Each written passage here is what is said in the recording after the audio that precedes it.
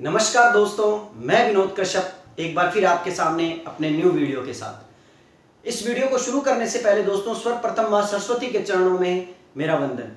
और आप जानते हो दोस्तों कि जैसे कि कुछ बच्चे जो हैं वो मुझे लगातार कमेंट्स करते हैं, मेरे मोबाइल व्हाट्सएप के ऊपर भी कमेंट कर कर कुछ चीज़ों के बारे में पूछते हैं। उनके कहते हैं कि सर हमें कुछ ट्रिक बना के दीजिए इसकी। तो दोस्तों आज मैं एक ऐसी चीज की ट्रिक बनाकर लेकर आया हूं, जो ट्रिक है कि जो विदेशी यात्री भारत आए थे, ठीक है ना, उनको हम कैसे याद करेंगे कि वो विदेशी कौन सी शताब्दी में आए हैं या वो किस शासक के काल में आए हैं। क्योंकि आप मान लीजिए किसी भी एग्जाम के अंदर 1 से 2 क्वेश्चन जो है वो पक्का आते हैं कि कोई विदेशी यात्री किस शासक के काल के अंदर भारत आया था, और उस समय यदि शासकों का विवरण नहीं मिलता है तो ये पूछा जाता है कि वो किस शताब्दी के अंदर भारत आए थे। तो दोस्तों आज मेरी जो ट्रिक है वो क्या है, इसी से संबंधित है। इस वीडियो के साथ बने रहिए। इस ट्रिक को शुरू करने से पहले मैं आप लोगों से अपील करूंगा कि जिन बच्चों ने मेरे चैनल को सब्सक्राइब नहीं किया है वो मेरे चैनल को सब्सक्राइब कर लें, और ऐसे ही ट्रिक को प्राप्त करने के लिए इस बेल आइकन को भी दबा दें, ताकि मेरी जितनी भी आने वाली न्यू वीडियोस हैं उनकी नोटिफिकेशन आप तक पहुंचते रहे। तो चलिए दोस्तों शुरू करते हैं भारत के अंदर आने वाले यात्रियों को याद रखने की ट्रिक। दोस्तों सबसे पहले हम इसे याद करने से पहले हमें कुछ ऐसे यात्री याद करने हैं जो कि क्या है, हमेशा एग्जाम में पूछा जाता है कि ये यात्री जो है ये भारत कब आए, क्योंकि इनके समय में किसी राजा का जिक्र नहीं आता है, किसी शासक का जिक्र नहीं आता है, इसलिए इनके समय की शताब्दी के बारे में पूछा जाता है। जैसे कि मैं आपको कुछ यात्रियों का नाम ले रहा हूं, जिन यात्रियों के अंदर सबसे पहले जो यात्री आता है उसका नाम है प्लिनी। ठीक है दोस्तों, उसका नाम क्या है, प्लिनी। प्लिनी कौन था दोस्तों, इससे पहले ये प्लिनी को हम याद करें कि ये कब आया, इससे पहले हम इसके बारे में थोड़ी सी जानकारी ले लेते हैं। दोस्तों प्लिनी जो है भारत के अंदर पहली शताब्दी में आया था, और इस व्यक्ति ने एक पुस्तक लिखी थी जिस पुस्तक का नाम था नेचुरल हिस्ट्री। नेचुरल हिस्ट्री मतलब प्राकृतिक इतिहास। ये याद रखना, इसने एक नेचुरल हिस्ट्री नामक पुस्तक लिखी थी। और प्लिनी जो था वो भारत कब आया था, पहली शताब्दी के अंदर आया था। इसको कैसे याद रखेंगे कि प्लिनी भारत के अंदर कब आया, पहली शताब्दी में आया। तो आप ये देखिए प्लिनी से बनता है प्लेन, प्लेन एरोप्लेन, ठीक है ना, प्लेन। आप जानते हो कि प्लेन जो है लगभग हम लोगों में से बहुत कम लोग हैं जो प्लेन के अंदर बैठे हैं। और प्लेन की बात चल रही है तो हम ये कहेंगे कि भी प्लेन में एक बार तो बैठना बनता है। एक बार का मतलब पहली बार तो बैठना बनता है, एक बार तो मैं बैठकर देखूंगा। तो इसका मतलब प्लेन जो है वो हर आदमी क्या होता है, बैठने की उम्मीद रखता है, और एक बार तो कम से कम बैठने की उम्मीद रखता ही रखता है। तो इसीलिए प्लिनी प्लेन, प्लेन क्या है, पहली बार, ठीक है ना, हम बैठने की उम्मीद रखते हैं, पहली बार हम बैठने का ख्वाब रखते हैं। तो याद रखिएगा कि पहली शताब्दी के अंदर कौन आया, प्लिनी आया। याद रह जाएगा दोस्तों, इसको आराम से आप दिमाग से कांटेक्ट कर लीजिए। प्लेन, प्लिनी, प्लेन, पहला, ठीक है ना, प्ले पहला। तो आप याद रखिए कि पहली शताब्दी के अंदर, आप यूं याद रखना चाहिए तो यूं भी याद रख लीजिए कि प्ली, प्ली से बनता है प्ले, प्ले मीन होता है खेलना, और हर आदमी खेलने के अंदर नंबर 1 आना चाहेगा, वो कभी भी दूसरा तीसरा चौथा स्थान नहीं लाना चाहेगा। तो इसे याद रह जाएगा पहली शताब्दी के अंदर वो आया था। इसके द्वारा एक नेचुरल हिस्ट्री नामक पुस्तक लिखी गई थी दोस्तों।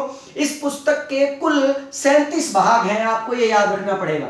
इस पुस्तक के कुल कितने भाग हैं, 37 भाग हैं, 37 भाग हैं इस पुस्तक के। और इस नेचुरल हिस्ट्री के 6ठे भाग के अंदर उसने भारत के भूगोल का वर्णन किया है। याद रखिएगा दोस्तों कि 6ठे भाग के अंदर उसने भारत के भूगोल का उल्लेख किया है। और इस पुस्तक के अंदर प्लिनी ने भारत के अंदर पाए जाने वाले पशुओं के बारे में, भारत के अंदर पाए जाने वाले पेड़ों के बारे में, और भारत के अंदर पाए जाने वाले खनिजों के बारे में जानकारी दी है। तो ये बड़ा ही इंपॉर्टेंट यात्री था, जिसके कारण हमें भारत के अंदर पाए जाने वाले उस समय के पहली शताब्दी में पाए जाने वाले पेड़, पशु और खनिजों के बारे में जानकारी मिली। और साथ ही साथ सबसे बड़ी बात कि इसी किताब के 6ठे अध्याय के अंदर या 6ठे भाग के अंदर हमें भारत की उस समय की भूगोल या भौगोलिक स्थिति के बारे में भी क्या होती है, जानकारी मिलती है। तो ये हमारा एक पहला यात्री था प्लिनी। अब सेकंड नंबर पर जो यात्री भारत के अंदर हम पढ़ रहे हैं, जो भारत के अंदर आया, उसका नाम था टोलमी। दोस्तों टोलमी, अब देखो जैसा कि मैंने अभी बताया प्लेन से बना प्लिनी, प्लिनी नंबर 1 पर था, अर्थात प्लिनी प्लेन में हम एक बार बैठेंगे, या प्ले, प्ले मतलब प्लिनी से प्ली से बना प्ले, प्ले खेलेंगे तो पहले नंबर पर आएंगे। तो अब आता है टोलमी। दोस्तों टोलमी क्या है दोस्तों, आप जानते हो जब हम प्लिनी से प्लेन में बैठे थे और पहली बार बैठ गए, तो आप जानते हो अगली बार बैठने के लिए हम क्या करेंगे, टाल मटोल करेंगे। ठीक है ना, हम आनाकानी करेंगे, टालेंगे कि नहीं भाई मैं तो नहीं बैठता। क्यों नहीं बैठते? क्योंकि आप जानते हो दोस्तों कि वक्त महंगाई का चल रहा है, ठीक है ना, कोरोना के कारण वैसे भी बहुत सी चीजें क्या हो चुकी हैं, खत्म हो चुकी हैं, व्यापार धंधे बंदे हो चुके हैं। तो आप जानते हो ऐसी स्थिति में कोई आम आदमी प्लेन का सफर नहीं करेगा। ख्वाब होता है, एक बार जरूर करेगा, करने की कोशिश करेगा, लेकिन आप जानते हो प्लेन की यात्रा का टिकट जो है वो काफी महंगा आता है, किसकी अपेक्षा, रेलगाड़ी या बस या अन्य साधन की अपेक्षा। तो इसलिए हम एक बार तो प्लेन में बैठ गए, लेकिन अगली बार बैठने के लिए हम क्या करेंगे, टाल मटोल करेंगे। तो इसका मतलब टोलमी जो आया दूसरी शताब्दी में आया, अर्थात पहली शताब्दी में वो आया और दूसरी शताब्दी में टोलमी आया, अर्थात हमने टाल मटोल कर दी। कब कर दी टाल मटोल? दूसरी बार। जब हमें दूसरी बार बोला गया तो हमने क्या कर दिया, टाल दिया कि नहीं भाई हम तो क्या है, मी जो है नो सिटिंग, अर्थात इन प्लेन, कि मैं तो इस प्लेन के अंदर क्या नहीं करूंगा, नहीं बैठूंगा। तो मैंने टाल दिया, मी ने क्या हो गया, मैंने, और टोल मी ने क्या हो गया, टाल मी ने क्या हो गया, टाल दिया, या लंबा बोल सकते हो इसको, लेकिन हम क्या है, क्या मतलब है ना, टालने की लेकर बात चलते हैं। तो ये दूसरी शताब्दी में आया था टोलमी भारत के अंदर। दोस्तों टोलमी भी बहुत ही इंपॉर्टेंट यात्री था। इसकी सबसे महत्वपूर्ण बात थी कि इस टोलमी ने एक पुस्तक लिखी थी, जिस पुस्तक का नाम था भारत का भूगोल। याद रखिएगा दोस्तों, टोलमी ने एक पुस्तक लिखी थी भारत का भूगोल। जब आप ज्योग्राफी पढ़ते हो तो ज्योग्राफी के अंदर इस टोलमी का नाम जरूर आपको सुनने को मिलता है। क्यों सुनने को मिलता है? क्योंकि भारत के भूगोल नामक पुस्तक जो है वो किसके द्वारा लिखी गई है, टोलमी के द्वारा लिखी गई है। टोलमी जो है वो बहुत ही इंपॉर्टेंट यात्री था, जो भारत के अंदर कब आया था, दूसरी शताब्दी के अंदर आया था। इसी के साथ हमारे पास तीसरा यात्री जो आता है, इसे आप लिखना चाहें, इसको स्क्रीनशॉट लेना चाहें तो ले सकते हैं दोस्तों, मैं इसको बाद में रब कर देता हूं। चलिए अब इसके बाद इसी तरह हमारे पास जो अगला यात्री आता है वो आता है इत्सिंग। थर्ड नंबर पर आता है इत्सिंग। ठीक है दोस्तों, इत्सिंग जो है ये एक चीनी यात्री था दोस्तों। ठीक है, नंबर एक महत्वपूर्ण बात तो ये क्या था, चीनी यात्री था। और सबसे महत्वपूर्ण बात यह है कि इत्सिंग जो है वो कब आया था, 7वीं शताब्दी के अंदर भारत आया था। 7वीं शताब्दी के अंदर भारत आया था। अब इसको कैसे याद करें, तो आप देखो दोस्तों, ई से और तय दोनों वर्ड इसके अंदर आ रहे हैं। देखो खुद नाम के अंदर वो तय और सह लेकर बैठा है, तो आप समझदार हो गए। इत से सत्र, ठीक है ना। तो इसका मतलब वो कौन सी शताब्दी में आया, 7वीं शताब्दी में आया। इत्सिंग एक चीनी यात्री था दोस्तों। सबसे इंपॉर्टेंट बात यह है कि इत्सिंग ने उस समय भारत के अंदर 2 बड़े विश्वविद्यालय थे, जिनमें एक था नालंदा और एक था जिसका नाम था विक्रमशिला। ठीक है दोस्तों, ये नालंदा और विक्रमशिला जो 2 विश्वविद्यालय बड़े थे, इन दोनों विश्वविद्यालयों का वर्णन इत्सिंग अपने वृत्तांत में करता है। इसका मतलब उस समय भारत के अंदर नालंदा और विक्रमशिला नामक जैसे विश्वविद्यालय जो थे वो बौद्ध धर्म की शिक्षा को लेकर बड़े ही जाने माने पहचाने विश्वविद्यालय थे, उनको बहुत ही ख्याति प्राप्त थी। तो दोस्तों ये जो 3 मतलब है ना आपके सामने मैंने विदेशी यात्री आपको बताए हैं, ये बड़े ही इंपॉर्टेंट विदेशी यात्री थे जो कि किसी शताब्दी के अंदर क्या थे, भारत आए थे। अब मैं आपको दोस्तों कि ऐसे हम मतलब है ना यात्रियों के बारे में बात करेंगे कि जो यात्री क्या है कि किसी शासक के काल में आए। तो यहां पर हम यात्री का नाम लिख लेते हैं और यहां पर हम किसका नाम लिख लेते हैं, शासक का नाम लिख लेते हैं कि वो यात्री किन शासकों के काल के अंदर आए, उसको हम याद करेंगे। तो किस तरह याद करेंगे, तो चलिए दोस्तों हम बात करते हैं सबसे पहले किसके बारे में। सबसे पहले हम बात करेंगे डाइमेकस की। डाइमेकस, ठीक है दोस्तों, ये डाइमेकस जो था वो किसके काल के अंदर आया था, भारत बिंदुसार के काल के अंदर आया था। ठीक है दोस्तों, याद रखिएगा कि बिंदुसार मौर्य वंश का एक शासक था जिसके पुत्र का नाम अशोक था। ठीक है ना, ये वही बिंदुसार है दोस्तों जो चंद्रगुप्त मौर्य का पुत्र था। इस बिंदुसार के बारे में बता दूं कि बिंदुसार पहला सजेरियन शासक था जो भारत के अंदर हुआ था, अर्थात बड़े ऑपरेशन से इसका क्या हुआ था, जन्म हुआ था। तो बिंदुसार को पहला सजेरियन शासक के नाम से भी जाना जाता है। कहते हैं ये डाइमेकस जो था ये बिंदुसार के दरबार में आया था। यह सीरिया के राजा एंटियोकस प्रथम का राजदूत था। याद रखिएगा दोस्तों, ये किसका राजदूत था, एंटियोकस। ठीक है ना, सीरिया का शासक था एंटियोकस प्रथम जो था उसका राजदूत था। और ये बिंदुसार के दरबार के अंदर क्या था, सीरिया से आया था। तो अब इसको याद कैसे रखेंगे कि डाइमेकस जो है वो बिंदुसार के काल में आया। तो आप जानते हो, देखो डाई आप जानते हो, डाई जब करते हैं तो बालों पर करते हैं, मतलब है ना क्या है कि मतलब उनको काला करने के लिए, दाढ़ी में करते हैं काला करने के लिए। तो आप जानते हो डाई की जाती है तो कस के की जाती है। मतलब इसका मतलब कसने का मतलब यूं नहीं कस दिया जाता है, कसने का मतलब है कि आप डाई करोगे तो थोड़ी सी जगह पर नहीं डाई करोगे, बल्कि सारी जगह पर डाई करोगे आप, ठीक है ना। तो डाई की है आपने सारी जगह पर, तो सारी से क्या बन गया, सारा, ठीक है ना, बिंदु सार, ठीक है ना। और आप जानते हो जब डाई करते हैं तो सिर के ऊपर छोटे छोटे बिंदु क्या हो जाते हैं, रह जाते हैं, छोटे छोटे बिंदु जो है डाई जो है वो अपना क्या कर देती है, मतलब निशान छोड़ती है।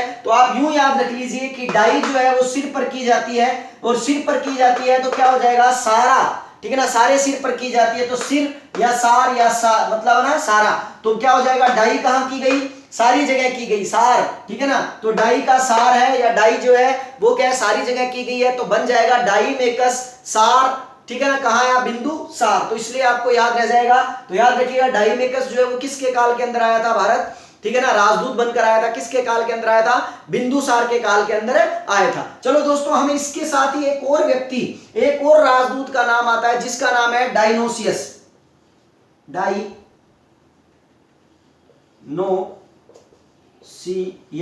डायनोसियस। दोस्तों ये डायनोसियस जो है ये भी बिंदुसार के काल के अंदर ही आया था, ठीक है दोस्तों। और कुछ लोग इसको अशोक के काल के अंदर भी बोलते हैं, तो अशोक के काल के अंदर भी ये रहा था, इसीलिए बिंदुसार अशोक दोनों जगह पर आते हैं, और दोनों कभी भी ऑप्शन में नहीं आएंगे। अब इसको याद कैसे रखना है कि डायमेकस जो है वो कौन था, सबसे पहले इसके बारे में जान लेते हैं।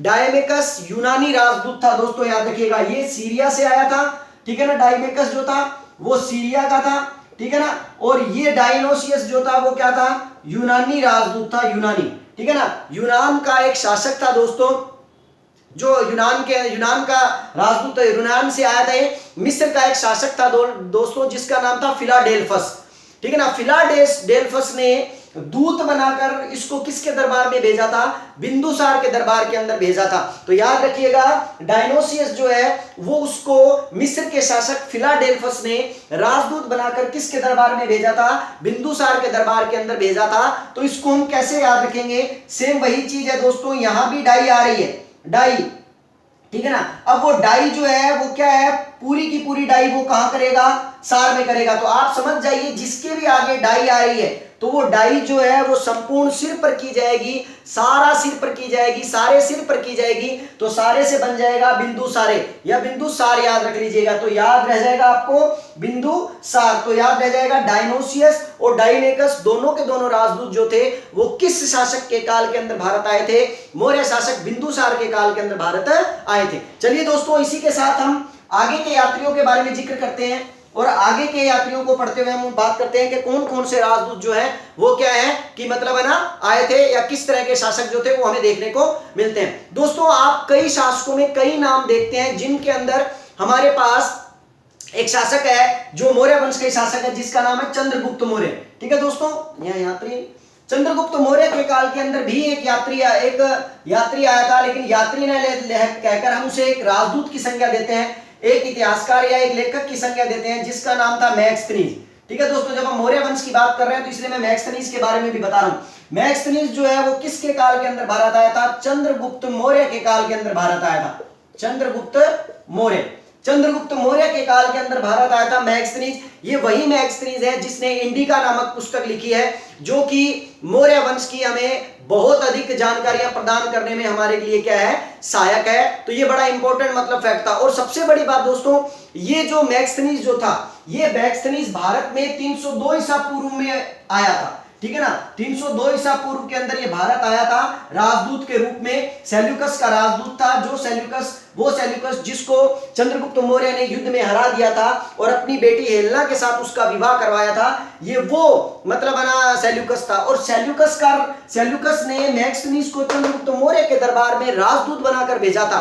ये 302 ईसा पूर्व के अंदर आया था, याद रखिए दोस्तों, 302 ईसा पूर्व के अंदर ये किसके दरबार में आया था, चंद्रगुप्त मौर्य के दरबार में आया था। और इसने इंडिका नामक पुस्तक लिखी थी, जिसकी हमारे पास मूल प्रति नहीं है, ठीक है ना। हमने अनेक विद्वानों के अलग अलग वृत्तांतों को लेकर इस इंडिका का एक सार बनाया है, इसीलिए इंडिका की मूल प्रति हमारे पास नहीं है, ये याद रखिएगा। चंद्रगुप्त मौर्य के दरबार में, और लगभग ये चंद्रगुप्त मौर्य के दरबार में 6 वर्ष रहा था दोस्तों। कितने वर्ष रहा था, 6 वर्ष। मतलब ये 302 से आप 6 घटाएंगे तो 294 ईसा पूर्व के आसपास ये वापस चला गया था भारत से। इसलिए याद रखिएगा दोस्तों, मैक्सनीज जो था वो किसके दरबार में आया था? चंद्रगुप्त मौर्य के दरबार में आया था। अब इसको कैसे याद रखेंगे आप दोस्तों? इसके नाम को देख रहे हो तो मैक्सनीज, इसमें दो नाम आ रहे हैं, देखो मैक्सनीज, खनिज खनिज, स्तनिज स्तनिज या खनिज, देखो नाम आ रहा है स्तनिज खनिज, स्तनिज खनिज, ठीक है ना, स्तनिज या खनिज। अब आप जानते हो दोस्तों, खनिज जो होते हैं वो कभी भी क्या नहीं होते हैं, सामने नहीं दिखाई देते हैं, जमीन के अंदर गुप्त रूप से क्या होते हैं, छिपे हुए होते हैं। ठीक है दोस्तों, जमीन में गुप्त रूप से क्या होते हैं, छिपे हुए होते हैं। तो इसीलिए आप सोच के देख लिए कि खनिज जो है जमीन में गुप्त रूप से छिपे हुए हैं, तो इसका मतलब गुप्त से क्या बन गया, चंद्रगुप्त। क्योंकि आप जानते हो दोस्तों, वैसे तो गुप्त शासक सभी थे, ठीक है ना, समुद्रगुप्त भी होता है, ठीक है ना, लेकिन आप हम बात कर रहे हैं किन शासकों की, मौर्य शासकों की, ठीक है ना, यहां पर गुप्त शासकों की बात नहीं कर रहे हैं, ध्यान रखना। लेकिन अगर इसके अलावा भी आपको याद रखना है तो आप यूं भी याद रख सकते हो कि देखो इस खनिज के अंदर एक खनिज का नाम आ रहा है मैग्नीज, ठीक है ना, मैग्नीज, मैक्सनीज, मैग्नीज, मैग्नीज या मैग्नीज, मैग्नीज, ठीक है ना, मैक्सनीज, मैक्सनीज से क्या बन गया, मैग्नीज, ठीक है ना, या मैगजीन। अब आप देखो मैग्नीज या मैगजीन या जो खनिज जो है वो क्या है कि गुप्त रूप से हमें प्राप्त होते हैं, और गुप्त रूप से कहां प्राप्त होते हैं, जमीन में प्राप्त होते हैं, और जमीन में हमें क्या करना पड़ता है, खड्डा मोरा, ठीक है ना, मैं था ना बागड़ी भाषा बताऊं तो आप मोरो करना पड़ा है, खड्डो करना पड़ा है, जब नीचू के निकला है खनिज निकला है। तो बस भाई बात है कि गुप्त रूप मोरो करोगा तो क्या निकला, वो खनिज निकला है, वो अर्थात गुप्त रूप से जो होल किया गया है, जो मोरा किया गया है, मोरा, मोरा से बड़ा मोर है, तो मैक्सनीज किसके काल में बन गया, चंद्रगुप्त मौर्य के काल के अंदर बन गया। ठीक है दोस्तों, ये भी याद रखिएगा। दूसरी बात आप इसको यूं भी याद रख सकते हो कि जब हमें खनिज प्राप्त होते हैं, ठीक है ना, यहां लिखा हुआ है दोस्तों क्या, मैक्स खनिज, ठीक है ना, तो आप ये देखिए जब हमें खनिज प्राप्त होते हैं, क्या मैक और मुझे, और खनिज, खनिज से मन खनिज, जब मुझे खनिज प्राप्त होंगे तो मैं उन्हें गुप्त रूप से रखूंगा, क्यों, क्योंकि वरना सरकार को पता लग जाएगा, सरकार मुझे रखने नहीं देगी। तो यूं भी रख लीजिए कि मैंने खनिज रखा, कैसे, गुप्त रूप से, ठीक है ना, तो वो क्या बन गया, चंद्रगुप्त। कहां रखा है, मोरे में रखा, ठीक है ना, अलमारी के क्या रख दिया, होल में रख दिया, या कहीं छुपा कर रख दिया, मोरे में रख दिया, तो आपको याद रह जाएगा मैक्सनीज जो है वो किसके काल के अंदर आया था, चंद्रगुप्त मौर्य के काल के अंदर आया था। चलिए दोस्तों, इसी के साथ ही हम नेक्स्ट जानकारी लेते हैं कि और कौन कौन से यात्री जो थे जो हमें देखने को प्राप्त होते हैं। इसके अंदर दोस्तों एक यात्री था जिसका नाम था फाहियान, ठीक है ना, फाहियान, इसको फाहियान भी बोल सकते हैं या इसको फायान भी बोल सकते हैं। ठीक है दोस्तों, ये फाहियान या फायान जो था वो कौन था और ये किसके काल के अंदर आया था? दोस्तों ये एक चीनी यात्री था जो 405 ईसा पूर्व में भारत आया था। याद रखिएगा दोस्तों, ये एक चीनी यात्री था और 405 ईसा पूर्व में भारत आया था, और 411 ईसा पूर्व के अंदर क्या था, ये मतलब ना क्या था, 405 ईसा पूर्व के अंदर मतलब इस व्यक्ति में भारत आया था, और 405 ईसा पूर्व के अंदर ये भारत आया था। अब मुद्दा ये था, फायान जो है, फायान के बारे में ये कहा जाता है कि फायान ने अपने काल के अंदर क्या था कि जो शासक जो था वो शासक बड़ा ही ताकतवर शासक था, जो कि चंद्रगुप्त विक्रमादित्य के नाम से जाना जाता है। चंद्रगुप्त विक्रमादित्य। दोस्तों ये 411 ईस्वी के अंदर भारत आया था, और 411 ईसा पूर्व से लेकर 405 ईस्वी में आया था और 411 ईस्वी के तक रहा था। टोटल फायान जो है वो कितने वर्ष रहा था भारत के अंदर? 6 वर्ष रहा था दोस्तों, ये याद रखिएगा। ठीक है ना, 405 ईस्वी में आया और 411 ईस्वी में वापस चला गया। टोटल 6 वर्ष भारत रहा है, और ये किसके काल के अंदर आया था? चंद्रगुप्त विक्रमादित्य, या जिसको हम चंद्रगुप्त क्या बोलते हैं, सेकंड भी बोलते हैं, या चंद्रगुप्त क्या बोलते हैं, द्वितीय भी बोलते हैं। अब इसको कैसे याद रखेंगे दोस्तों कि फायान जो है वो चंद्रगुप्त विक्रमादित्य के काल के अंदर आया। तो आप देखो दोस्तों, इसके नाम के अंदर क्या आ रहा है? फायान, यान, इसमें यान आ रहा है, यान, यान, वायुयान, जैसे कि यान हो, वायुयान। अब आप जानते हो दोस्तों कि वायुयान, उस यान जो है, ठीक है ना, मैं हवाई जहाज की बात नहीं कर रहा, मैं यान की बात कर रहा हूं दोस्तों, ठीक है ना, वायुयान, ठीक है ना। अब जो यान जो है वो कहां भेजेंगे हम? ऊपर भेजेंगे, आसमान में भेजेंगे। तो आसमान में आप जानते हो क्या है?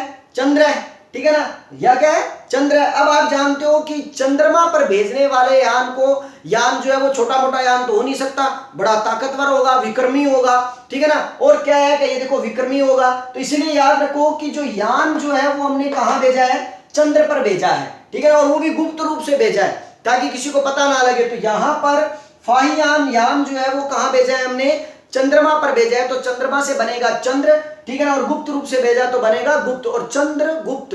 अब गुप्त रूप से हमने यान भेजा है, तो यान में पराक्रमा यान जो है वो मजबूत होना चाहिए, शक्तिशाली होना चाहिए, ताकतवर होना चाहिए, अर्थात विक्रमी होना चाहिए, तभी वो यान क्या होगा, चंद्रमा पर पहुंचेगा।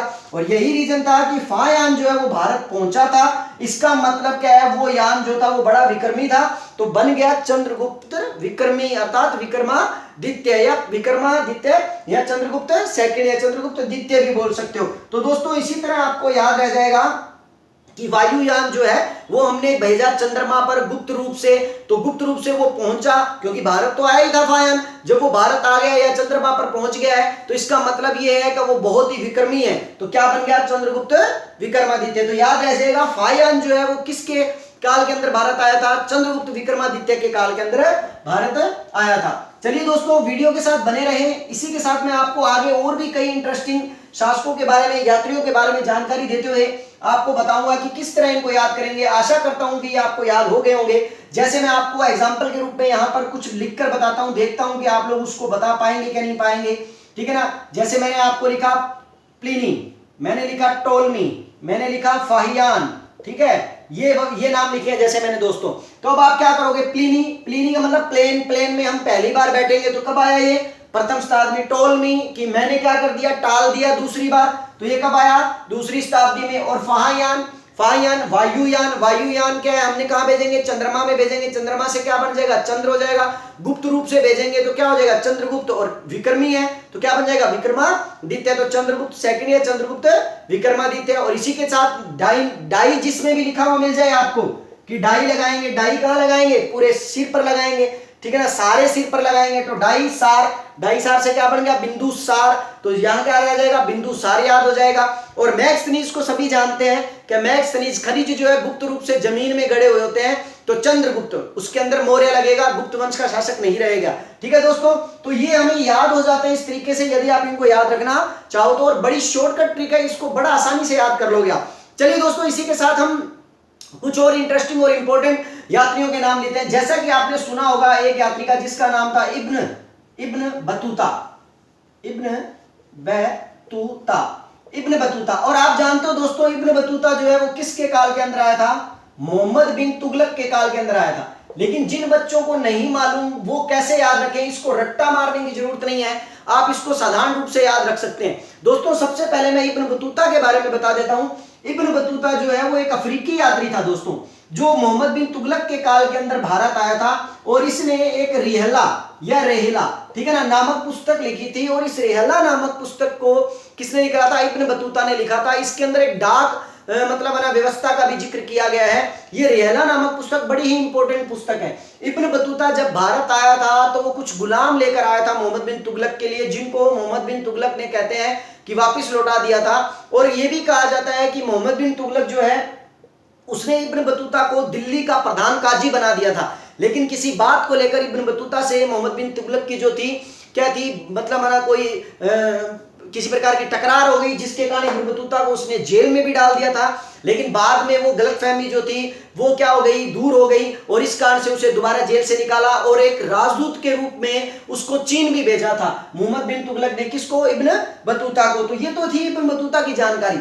अब हमें ये याद रखना है कि ये किसके काल में आया, मोहम्मद बिन तुगलक के काल में आया। कौन आया, इब्न बतूता। तो गौर से देखो दोस्तों, इसके नाम के अंदर क्या आ रहा है, तूता, तूता, ठीक है ना, तूता। अपने कहते हैं ना तू मेरे साथ तू तड़ाक मत कर, ठीक है ना, तू मेरे साथ तूता मत कर, ठीक है ना। और तूता मत कर तो अब आगे क्या बोलते हैं दोस्तों, क्या तू मेरे साथ तूता मत कर वरना क्या कर दूंगा, मुंह तोड़ दूंगा, ठीक है ना। अब नॉर्मल बात है दोस्तों कि वो तूता करेगा और वो मुंह तोड़ देगा, तो जब मुंह टूट जाएगा तो वो बिना मुंह के हो जाएगा। तो इसका मतलब क्या हो गया, मुंह बिना, ठीक है ना। तो मुंह तूता मत कर वरना मुंह तोड़ दूंगा, अर्थात बिना मुंह के कर दूंगा। तो मुंह बिना मतलब क्या बन गया, मोहम्मद बिना, ठीक है ना, मुंह बिना मतलब मोहम्मद बिन तुगलक। तो याद रह जाएगा दोस्तों कि इब्न बतूता जो में तूता आ रहा है कि तूता मत कर वरना मुंह तोड़ दूंगा, ठीक है ना, बिना मुंह के कर दूंगा तो बिना मुंह के मतलब मुंह बिना कर दूंगा तो मोहम्मद बिन तुगलक के काल के अंदर ये आया था। तो ये भी आपको क्या हो जाएगा दोस्तों, याद हो जाएगा, आशा करता हूं, क्योंकि मैंने अच्छी ट्रिक बनाने की कोशिश की आपके लिए। चलो दोस्तों नेक्स्ट बात करते हैं हम इसी के चरण के अंदर कि और कौन कौन से शासक आए थे। तो एक चीनी यात्री और याद आ गया मुझे, वो चीनी यात्री था हेनसांग। ठीक है दोस्तों, हेनसांग जो है वो किसके काल के अंदर भारत आया था, हर्षवर्धन के काल के अंदर भारत आया था। वर्धन वंश का सबसे शक्तिशाली शासक हर्षवर्धन, जिसके काल के अंदर हेनसांग भारत आया था। इसने अपने यात्रा वृत्तांत, ये भी एक चीनी यात्री था दोस्तों हेनसांग, इसने अपना यात्रा वृत्तांत लिखा था सीयू की यात्रा वृत्तांत था। ये लगभग 630 ईस्वी के अंदर भारत आया था और 643 ईस्वी तक रहा था। याद रखिएगा दोस्तों, 630 ईस्वी में आया, 643 ईस्वी तक भारत रहा, अर्थात इसने भारत में टोटल कितने वर्ष निकाले, 13 वर्ष। भारत में कुल 13 वर्ष रहा था और कहते हैं कि इन 13 वर्षों में तो 6 वर्ष अकेले ये नालंदा विश्वविद्यालय में रहा था और वहां रहकर इसने शिक्षा ग्रहण की थी। इन 13 वर्षों में भी अकेले 6 वर्ष जो था ये कहां रहा था, हर्षवर्धन, ठीक है ना, नालंदा विश्वविद्यालय में रहा था और यहां रहकर इसने शिक्षा ग्रहण की थी। अब मुद्दा ये आता है कि हेनसांग किसके काल के अंदर भारत आया। देखो दोस्तों, अगर इसको याद रखना तो आप यूं याद रख लीजिए, हेन है से हेन बनता है और है से क्या बनता है, हर्षवर्धन बनता है। देखो फायान में है नहीं आ रहा पहले नंबर पर, ठीक है ना, क्योंकि वो चीनी यात्री था जिसके बारे में मैंने आपको बताया। ठीक है, उसके अलावा मैंने आपको मैक्सनीज बताया, मैक्सनीज में भी स्टार्टिंग में क्या नहीं आ रहा है, नहीं आ रहा। उसके बाद मैंने आपको इत्सिंग बताया, इत्सिंग में भी क्या शुरू में है नहीं आ रहा, ठीक है ना। तो आपको याद रह जाएगा कि पहले नंबर पर है आ रहा है, तो इसका मतलब ये किसके काल में हो गया, हर्षवर्धन के काल के अंदर हो गया, नंबर 1 रीजन तो। लेकिन अगर आपको यूं याद नहीं रहता तब आप यूं याद रख लीजिए। देखो दोस्तों, इसके नाम के अंदर क्या, सॉन्ग गाना।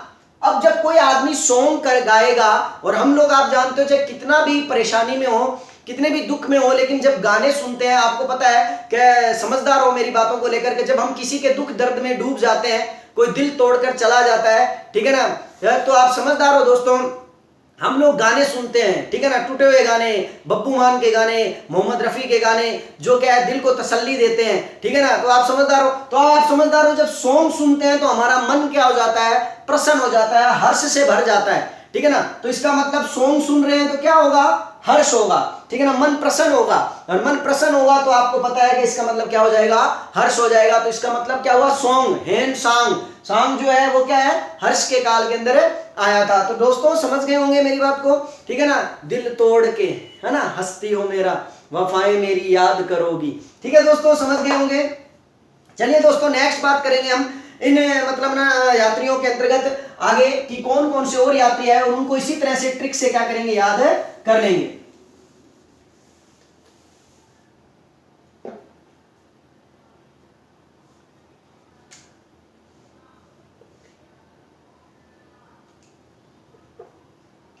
वो कहते हैं ना दोस्तों, दीवानों का अंदाज ही निराला है, दीवानों का तो अंदाज ही निराला है, हंसते हैं तो हंसते हैं और रोते हैं तो रोते हैं। चलिए दोस्तों बात करेंगे हम यात्रियों की और शासकों की। तो उसके अंदर हमारे पास नेक्स्ट कड़ी में हमारे पास यात्री आता है जहांगीर के काल के, कई यात्री हैं, उनको याद रखने की ट्रिक करते हैं और उनको पढ़ते हैं, ठीक है ना, क्योंकि जहांगीर के काल में अंग्रेज कई यात्री आए थे जो लगातार मतलब ना कई यात्रियों के हमें नाम आते हैं, तो उनको एक एक कर हम पढ़ते हैं। जैसे कि एक व्यक्ति है जिसका नाम है कैप्टन हॉकिंस, ठीक है दोस्तों, ये कैप्टन हॉकिंस जो है वो किसके काल के अंदर भारत आया था, जहांगीर के काल के अंदर भारत आया था, ठीक है ना। तो याद रखिएगा कैप्टन हॉकिंस जहांगीर के काल के अंदर भारत आया था। अब इसको याद कैसे रखें, सबसे पहले मैं आपको कैप्टन हॉकिंस के बारे में बता देता हूं।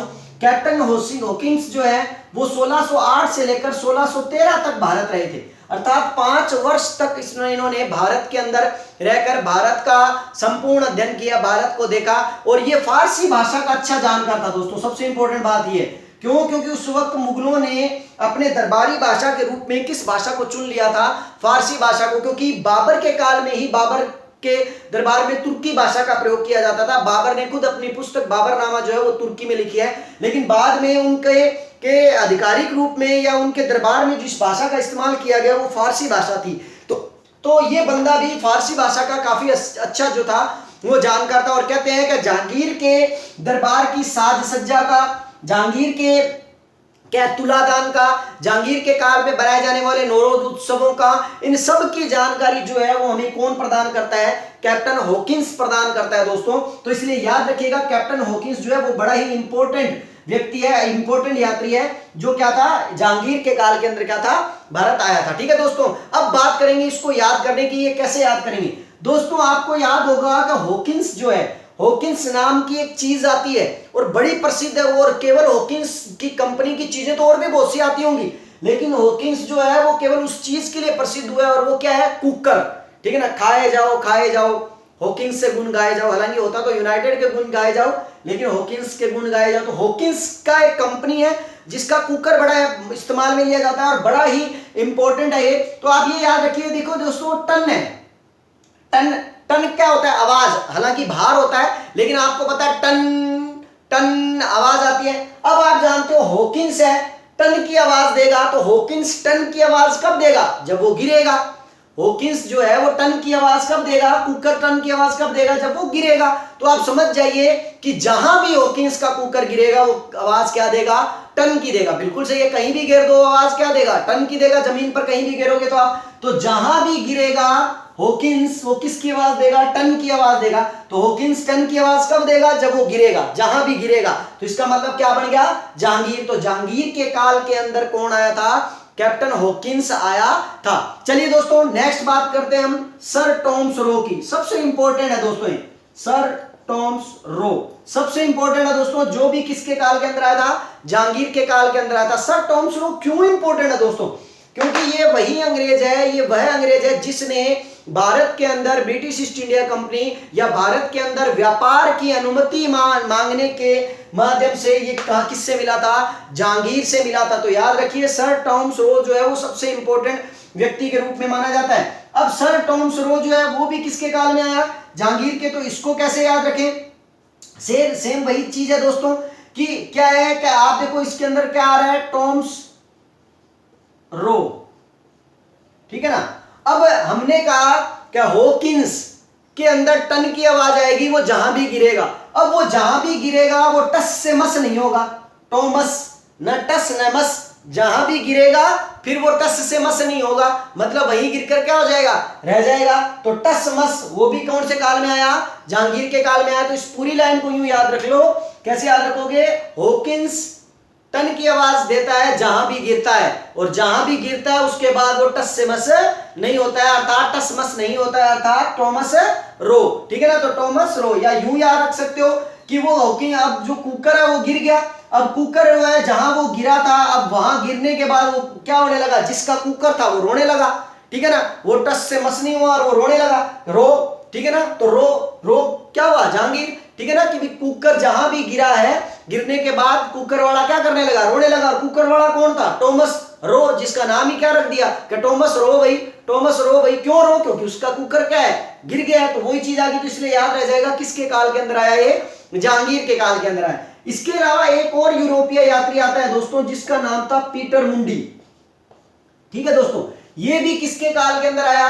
जहांगीर के काल के अंदर आया, पीटर मुंडी।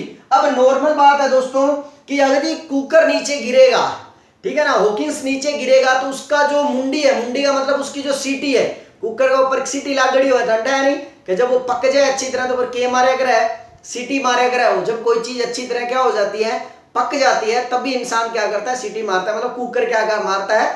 सीटी मारता है, किसी चीज को पकाने के लिए, किसी चीज को अपनी तरफ करने के लिए, या किसी चीज को, मतलब आप समझदार हो कि मतलब है ना, उसको पूर्ण रूप से तैयार करने के लिए, ठीक है ना, वो सीटी मारता है। तो कुकर सीटी मारता है, ठीक है ना, हॉकिंस सीटी मारता है। तो नॉर्मल बात है, कुकर की मुंडी क्या हुई? वो सीटी हुई, ठीक है ना, जो ऊपर क्या है उसके लगी हुई है। तो जब वो गिरेगा तो वो क्या हो जाएगा? मुंडी भी गिर जाएगी, मुंडी भी क्या हो जाएगी? मतलब है ना, टूट जाएगी। तो पीटर मुंडी, ठीक है ना, मुंडी का क्या हो जाएगा? टर हो जाएगा, मुंडी टर हो जाएगी, ठीक है ना। तो याद रह जाएगा कि मुंडी भी किसके क्या है? जहांगीर से जुड़ी। तो अब इस पूरी लाइन को यूं याद रख लीजिए कि एक हॉकिंस नाम का कुकर था, वो जहां गिरा उसने टन की आवाज की, तो जहांगीर आ गया। जहां गिरा उसने टन की आवाज की, ठीक है ना, और फिर टन की आवाज की तो टॉमस क्या होने लगा? रोने लगा। अब टॉमस क्यों रोने लगा? क्योंकि वो कुकर अब बिना मुंडी के हो गया था। बिना मुंडी के मतलब पीटर मुंडी। ठीक है दोस्तों, याद रह जाएगा आशा करता हूं। चलिए नेक्स्ट बात करते हैं। नेक्स्ट जो यात्री हैं वो कौन कौन से हैं और किन शासकों के काल के अंदर आए।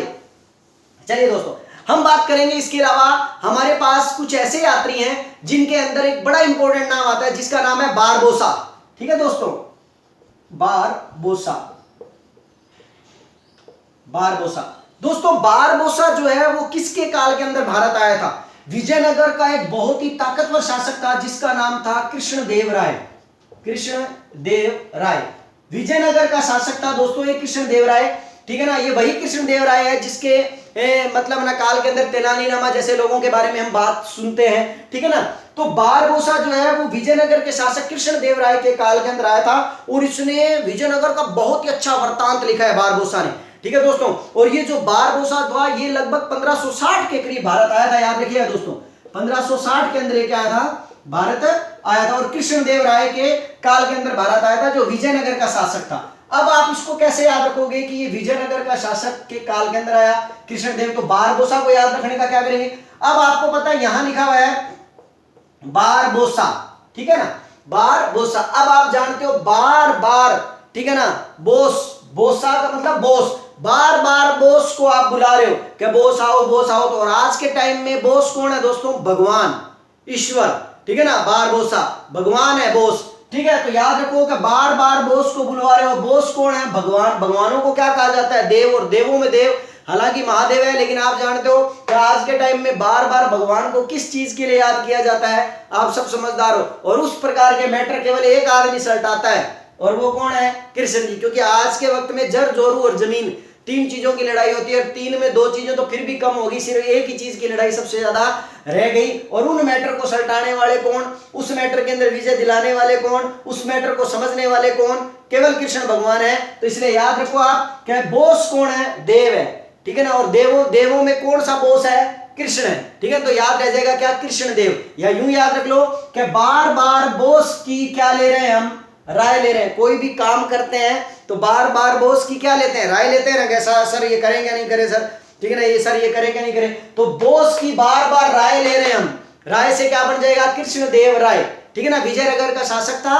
ठीक है ना, क्योंकि बोस हमारे लिए भगवान के समान होता है जिससे हम बार बार राय लेते हैं। कई बार आप देखते हो कि हम भी पूजा करते वक्त बोलते हैं भगवान जी मैं काम शुरू कर रहा हूं, बताइए आप कैसा है कैसा नहीं। और रोज हम भगवान को पूछते हैं, रोज कार्य करने से पहले हम दिया बत्ती करते हैं। क्यों करते हैं? क्योंकि हम उसकी राय लेते हैं कि भी हाँ भैया सब ठीक करना, सब कुशल मंगल करना।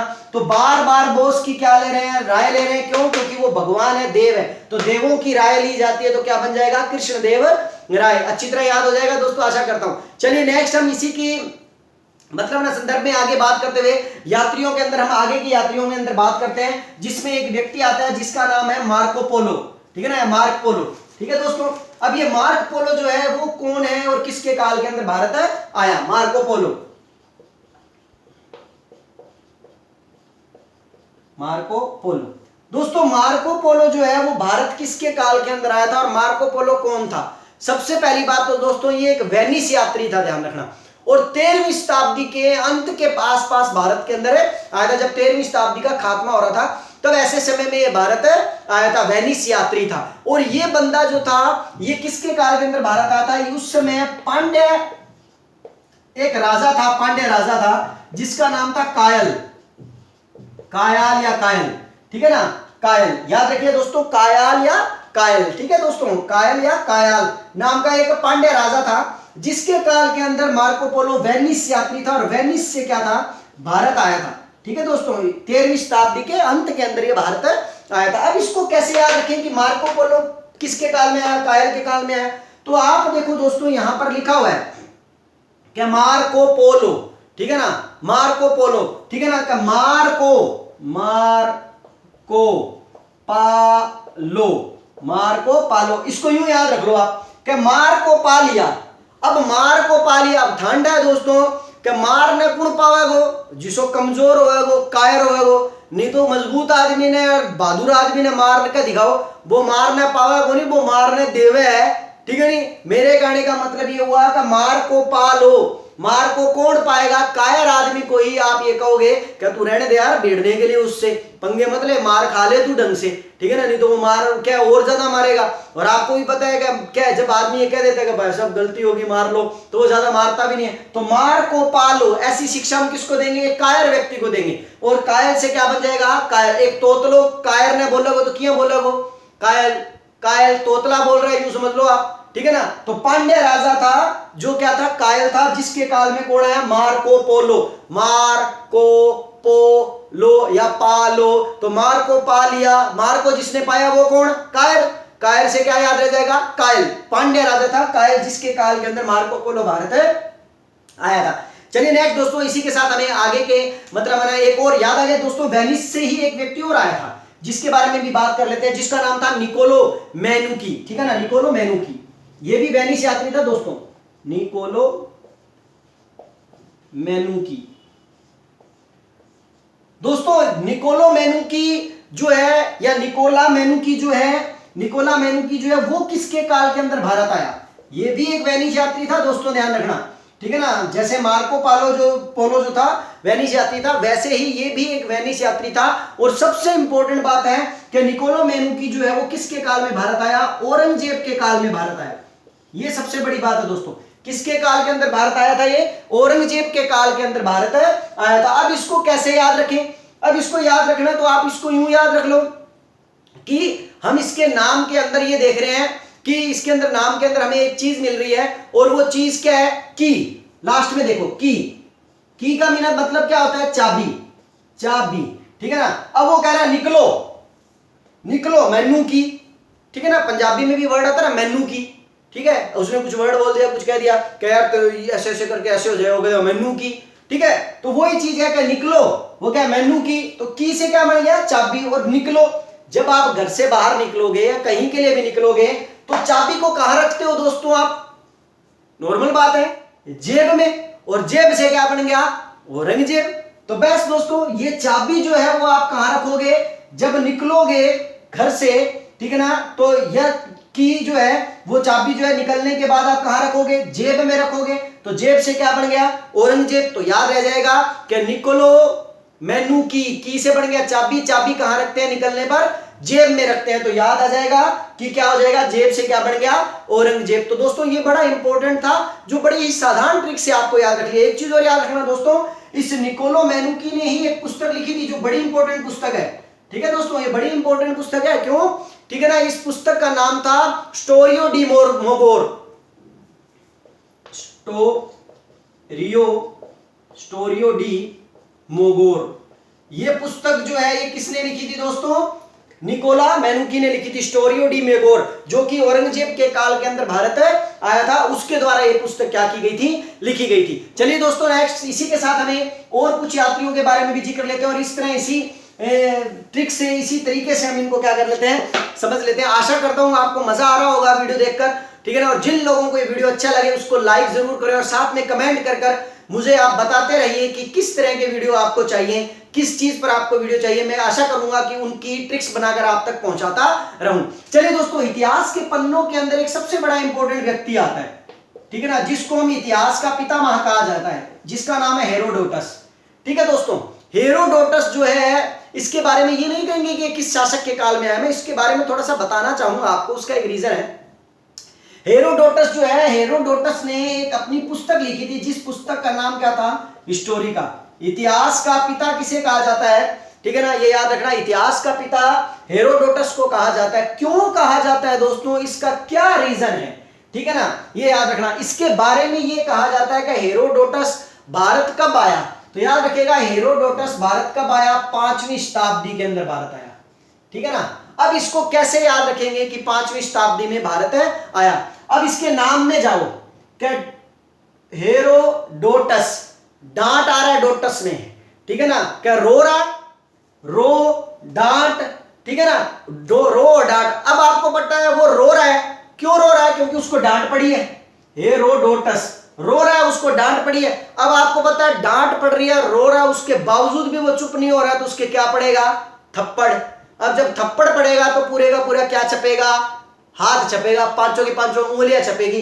तो इसलिए याद रखो कि वो 5 की 5 उंगलियां ठीक है ना, उसके गाल पर पड़ी है, इसीलिए वो रो रहा है, उसको डांट पड़ी है, रो रहा है डांट पड़ी है, डोट, ठीक है ना, तो डांट पड़ी है, रो रहा है, क्यों? क्योंकि उसके गाल पर 5 उंगलियां छपी है, थप्पड़ पड़ा है, पांचों की पांचों उंगलियां उसके गाल पर लगी है। तो इसका मतलब कौन सी शताब्दी का हो गया? ये 5वीं शताब्दी का हो गया। इसके लिए आपको एक चीज बता दूं दोस्तों, इसने जो ये किताब लिखी है हिस्टोरी का, इस हिस्टोरी का किताब के अंदर हमें भारत और फारस के 5वीं शताब्दी के संबंधों के बारे में जानकारी मिलती है, ठीक है ना, कि ये 5वीं शताब्दी में आया था। उस वक्त फारस के भारत के साथ किस तरह के संबंध थे, किस तरह के व्यापारिक संबंध थे, उन सब के बारे में हमें कहां से प्राप्त होता है? हिस्टोरिका नामक ग्रंथ से प्राप्त होता है। इसीलिए हम इसको भारत के इसको इतिहास का पितामह भी कहते हैं, क्योंकि केवल यही जानकारी नहीं, अन्य भी कई जानकारी इससे प्रदान है की है, ठीक है ना, ये याद रखिएगा दोस्तों। और दूसरी इसी के साथ ही, हेरोडोटस के साथ ही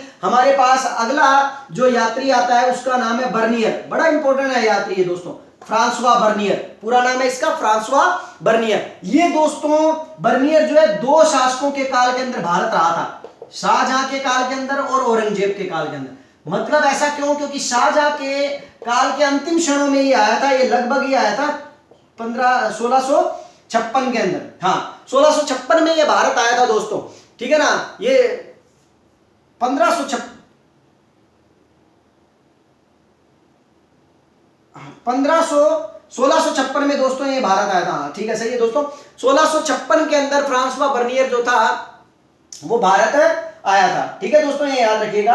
अब बात करेंगे ये, नहीं दोस्तों इसका समय थोड़ा मैं कंफ्यूज हूं, मैं समय को लेकर, समय मैं इसके बारे में नहीं कहूंगा, क्योंकि शाहजहां जो था 1627 से लेकर 1658 था, 1656 ऐसा ही है दोस्तों, फिर 1656, ये 1656 में भारत आया था दोस्तों। ही कौन? Francois Bernier. Francois Bernier Bharat आया था, उस समय शाहजहां का शासक था, और 1658 में शाहजहां को गद्दी से हटाकर कौन गद्दी पर आकर बैठ गया था? औरंगजेब गद्दी पर आकर बैठ गया था। तो इसके बारे में हम कैसे याद करेंगे कि फ्रांसवा बर्नियर जो है वो किसके काल में आया? सबसे पहली बात तो फ्रांसवा बर्नियर याद रखना एक फ्रांसीसी डॉक्टर था दोस्तों, इसीलिए इसका पूरा नाम था फ्रांसवा बर्नियर। ये फ्रांसीसी डॉक्टर था, ठीक है दोस्तों, याद रखा। और फ्रांसीसी डॉक्टर था, और इसी व्यक्ति के द्वारा एक किताब लिखी गई थी जो बड़ी प्रसिद्ध है, जिस किताब का नाम है travellers in the Mughal empire. ये इसी के द्वारा लिखी गई है, याद रखिएगा दोस्तों, travellers in the Mughal empire. ये बहुत बार ये कई परीक्षाओं में आया हुआ है। क्या बताइए, the travellers Mughal in the empire नामक पुस्तक के रचयिता कौन है? बर्नियर है दोस्तों, बर्नियर ने लिखी है, जो शाहजहां और औरंगजेब के काल के अंदर आया था। शाहजहां के अंतिम 2 वर्षों में रहा और औरंगजेब के आगे के वर्षों के अंदर ये रहा था। चलिए मैं इसके बारे में बात करूंगा। अब इसको कैसे याद रखेंगे दोस्तों कि बर्नियर जो है वो शाहजहां और औरंगजेब के काल के अंदर आया, इसको कैसे याद रखेंगे आप दोस्तों? इसका नाम देखिए, ठीक है ना, बर्नियर, ठीक है, बर्नी से क्या बन रहा है? जर्नी, बर्नी जर्नी, बर्नी जर्नी, जर्नी मैंने क्या होता है? यात्रा। अब वो यात्रा कर रहा है तो वो कहां किसकी यात्रा करेगा? संपूर्ण जहान की यात्रा करेगा, सारे जहां, शाहजहां, सारे जहां की यात्रा करेगा। तो बर्नी जर्नी किसकी यात्रा की? सारे जहां की तो मतलब क्या बन गया? शाहजहां बन गया, ठीक है ना। अब सारे जहां की यात्रा करेगा तो आपको पता है ये प्रभाव किस पर पड़ेगा? उसकी जेब पर पड़ेगा, क्योंकि सारे जहां की यात्रा करेगा तो पीसा तो लागे है, फोकट में थोड़ी यात्रा हुआ, अपना वर्गा तो कौन कराए, ठीक है ना। तो नॉर्मल बात है, जब सारे जहां की यात्रा करेगा, जर्नी करेगा, बर्नी करेगा, तो उसकी जेब पर असर पड़ेगा, जेब का रंग बदलेगा, तो क्या बन गया? औरंगजेब, ठीक है ना। तो शाहजहां और औरंगजेब के काल के अंदर कौन आया? बर्नियर आया। इसको आप यूं याद रख लीजिए कि बर्नी से बना जर्नी, और याद रह जाएगा कि जर्नी करने जाएंगे तो सारे जहां की जाएंगे, सारे जहां की जाएंगे तो जेब में से क्या लगेगा? पैसा लगेगा। तो सारे जहां से बन गया शाहजहां और जेब से बन गया औरंगजेब। तो ये भी आपको याद हो जाएगा। एक और रह जाता है दोस्तों आपके पास, जिसका नाम है, ठीक है ना, जीन बैटिस्ट तेवर्नियर, ठीक है ना, जीन बैटिस्ट तेवर्नियर। मैं आपको पूरा नाम नहीं लिखता, सीधा लिखता हूं तेवर्नियर।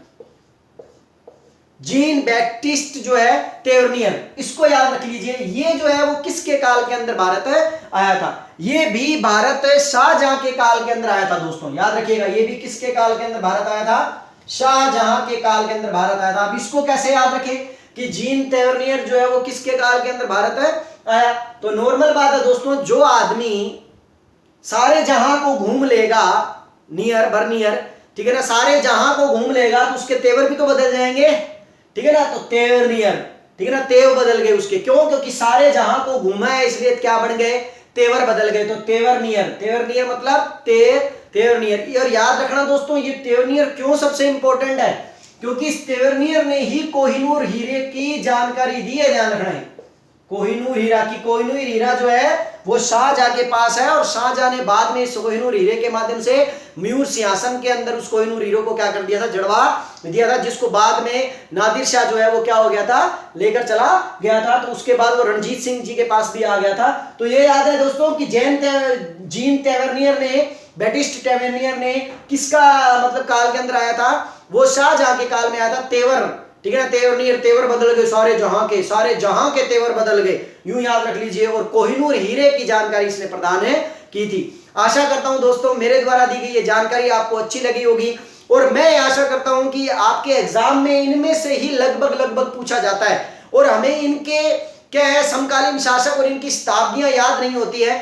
मैं आशा करूंगा कि ये अब आपको याद हो जाएंगे। एक बार आप इनको दोहराओगे तो आपको 100% इसमें किसी भी प्रकार की कोई प्रॉब्लम नहीं आएगी। यदि मेरा ये वीडियो आप लोगों को अच्छा लगता है तो मेरे इस वीडियो को लाइक और सब्सक्राइब मेरे चैनल को कर लीजिए, और साथ ही साथ मेरे वीडियोस को शेयर करना ना भूले दोस्तों, क्योंकि आप हो तो मैं हूं, और मैं हूं तो मेरी ट्रिकें हैं। इसलिए दोस्तों आशा करूंगा कि मेरा ये वीडियो जो है आप ज्यादा से ज्यादा अपने व्हाट्सएप ग्रुपों में और फेसबुक ग्रुप पर शेयर करने का क्या करेंगे, कष्ट करेंगे। धन्यवाद दोस्तों, मिलते हैं नेक्स्ट वीडियो के अंदर विनोद सर के साथ।